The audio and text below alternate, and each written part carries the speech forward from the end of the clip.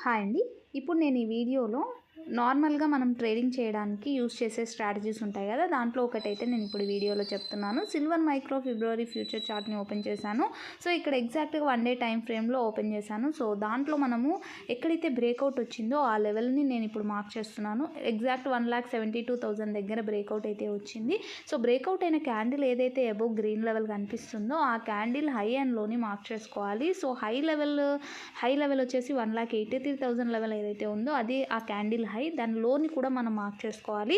So, దాని లోని కూడా మార్క్ చేసుకుందాం. సో, అలా మార్క్ చేసుకున్న లెవెల్స్ తర్వాత మనము పొజిషనల్ ట్రేడింగ్ చేస్తూ ఉన్నట్టయితే హార్లీ టైం ఫ్రేమ్ని ఎక్కువగా యూస్ చేయడం మంచిది. సో, హార్లీ టైం ఫ్రేమ్లోకి ఈ చార్ట్ని నేను కన్వర్ట్ చేశాను.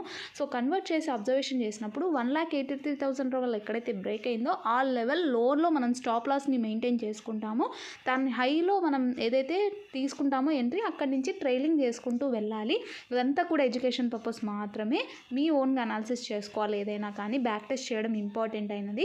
సో, అక్కడ మనం ఎప్పుడైతే 9th డిసెంబర్లో మనం ఎంట్రీ అనేది తీసుకున్నామో అక్కడి నుంచి కూడా హోల్డ్ చేస్తూ ట్రైల్ చేసుకుంటూ స్టాప్ లాస్ వెళ్ళాము అంటే 2 days హోల్డ్ చేసి 16,000 రూపీస్ ప్రాఫిట్ అనేది మనం గెయిన్ చేసుకోగలిగాము. సో, ఎగ్జాక్ట్గా ట్రైలింగ్ స్టాప్ లాస్ హిట్ అయింది వచ్చేసి 12th డిసెంబర్ దగ్గర.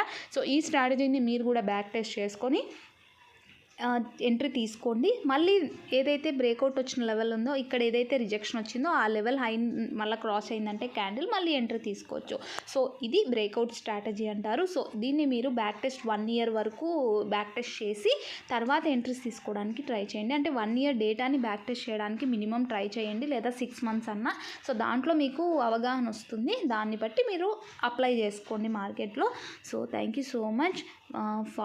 ఫాలో చేసి సబ్స్క్రైబ్ చేసుకోవడం మాత్రం మర్చిపోవద్దండి. కొత్తగా చూస్తున్న ఎవరైనా సబ్స్క్రైబ్ చేసుకోండి. Thank you so much for watching.